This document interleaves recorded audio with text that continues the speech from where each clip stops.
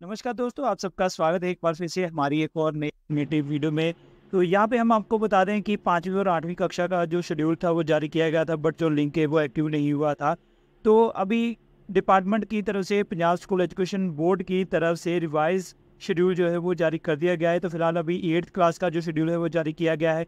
जल्द ही 5th class का schedule भी जारी कर दिया जाएगा। तो आज की इस वीडियो में हम आपको 8th क्लास के शेड्यूल के बारे में बताएंगे। इसकी जो स्टार्टिंग डेट है वो क्या है, इसकी लास्ट डेट क्या है, इसकी जो विदाउट फीस जो है विदाउट लेट फ़ीस कितनी है और लेट फ़ीस के साथ कितनी फ़ीस लगेगी आपको। इसके अलावा कौन सा A1 फॉर्म फिल करना है, A2 फॉर्म फिल करना है, फ़ीस कैसे कैलकुलेट करनी है, और भी काफ़ी सारी जो इंस्ट्रक्शन है वो हम आपको इस वीडियो में बताने वाले हैं। और इसके अलावा आपने रजिस्ट्रेशन कैसे करनी है वो भी पूरा प्रोसेस हम आपको इस वीडियो में बताएंगे। तो अगर आप चैनल में नए हैं तो प्लीज़ चैनल को सब्सक्राइब कर दीजिएगा, जिससे नेक्स्ट जो भी वीडियोज़ आएंगी वो आपको मिलती रहेंगी। तो चलिए वीडियो को शुरू करते हैं। तो यहाँ पर सबसे हम आपको बता दें इसका जो शेड्यूल है वो जारी कर दिया गया है। तो इस शेड्यूल के बारे में बता दें कि जो 8वीं कक्षा है इसके लिए जो रजिस्ट्रेशन है वो की जाती है। तो रजिस्ट्रेशन के लिए आप यहाँ पे दे सकते हैं रजिस्ट्रेशन एंड कंटिन्यूशन शेड्यूल 2024-25 यहाँ पे जारी किया गया है। तो ये जो शेड्यूल है ये 8वीं कक्षा के लिए है। तो फिलहाल पहले जो शेड्यूल जारी किया गया था वो 5वीं और 8वीं कक्षा दोनों के लिए किया गया था। तो यहाँ पे हम आपको बता दें कि यहाँ पे आपको 2 फॉर्म फिल करने पड़ेंगे, फॉर्म ए और फॉर्म A2। तो यहाँ पे बता दें A1 फॉर्म किसके लिए है, A2 किसके लिए। यहाँ पे क्लियर कट लिखा है जो A1 फॉर्म है जो पंजाब के रेगुलर स्टूडेंट्स हैं उनके लिए A1 फॉर्म फिल किया जाएगा। उनकी जो रजिस्ट्रेशन फ़ीस है वो 250 रुपये है और एग्ज़ामिनेशन फ़ीस जो है वो 950 रुपये है।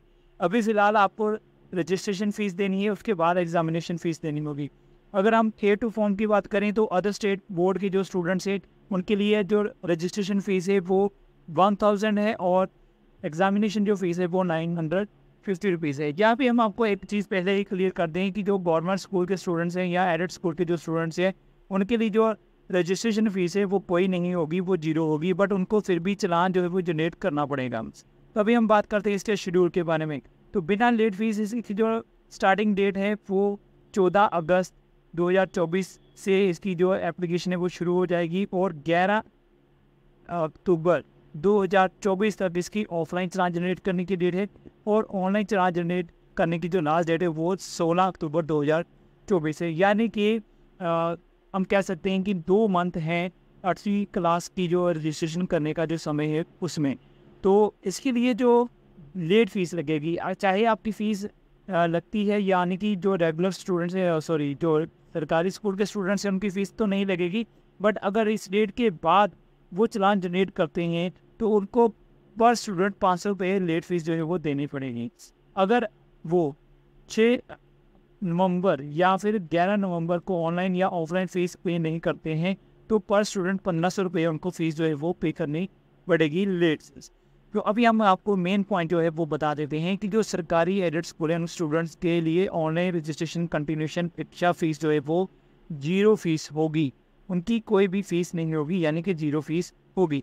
तो उनको चालान जो है वो जनरेट करना पड़ेगा शेड्यूल के अनुसार। अगर नहीं करेंगे तो उनको लेट फ़ीस जो है वो भरनी पड़ेगी। जनरेट किए गए चालान पर उनकी जो फाइनल प्रिंट की कापी है स्कूल रिपोर्ट पर रखनी जरूरी है। चालान जनरेट नहीं करने पर जो जिम्मेवारी होगी वो स्कूल हेड की होगी।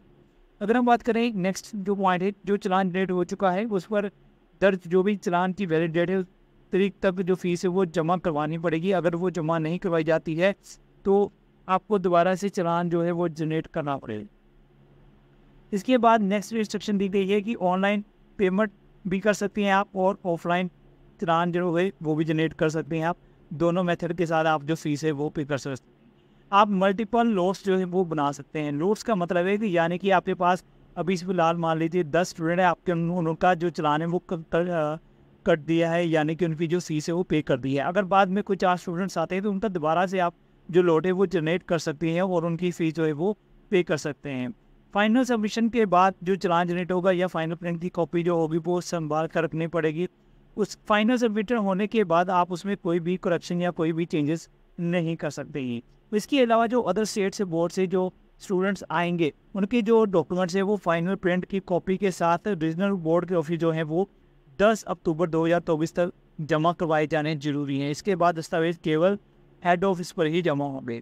इसके अलावा जिन स्टूडेंट्स के ऑनलाइन रजिस्ट्रेशन कंटिन्यूएशन की फाइनल सबमिट करने के बाद अगर किसी विद्यार्थी को स्कूल छोड़ना पड़ता है तो वो किसी और दूसरे स्कूल में एडमिशन लेना चाहते हैं तो वहाँ पर उसकी फ़ीस लगेगी, उसके लिए स्कूल टू स्कूल माइग्रेशन जो है वो करवानी पड़ेगी। तो उसके लिए अलग से फ़ीस होगी, माइग्रेशन फ़ीस जिसे हम कहते हैं। तो इसके अलावा यहाँ पे स्पेशल जो नोट दिया है कि जो समय दिया गया उसी में आपने सारा प्रोसेस करना है। इसके अलावा कोई भी आपको टाइम या और कोई मौका जो है वो नहीं दिया जाएगा। इसलिए अगर आप निश्चित समय पर अपना जो काम है वो नहीं करते हैं तो आपको लेट फीस या जुर्माना जो है वो फिल करना पड़ेगा, वो देना पड़ेगा।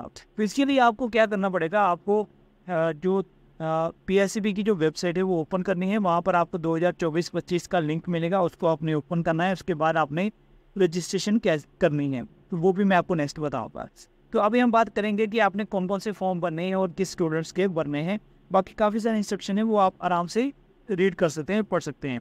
तो A1 फॉर्म की बात करते हैं तो पंजाब राज्य के जितने भी 50 स्कूल बोर्ड के साथ रिलेटेड जो स्कूल्स हैं पिछले 3 सालों के दौरान जिन्होंने 7वीं कक्षा पास की है तो वो जो है वो इन A1 की कैटेगरी में जो है वो स्टूडेंट्स आएंगे। इसके अलावा जो पंजाब राज्य के बोर्ड के साथ जो स्टूडेंट रिलेटेड हैं, जो फेल्ड हैं या जिन्होंने 8वीं कक्षा फेल है, प्रमोट नहीं हुए या 8वीं में एडमिशन ली थी बट वो उन्होंने पेपर नहीं दिया है, वो भी A1 कैटेगरी में है। A2 कैटेगरी में वो स्टूडेंट्स आएंगे जिन्होंने 3 साल पहले 7वीं की कक्षा पास की है।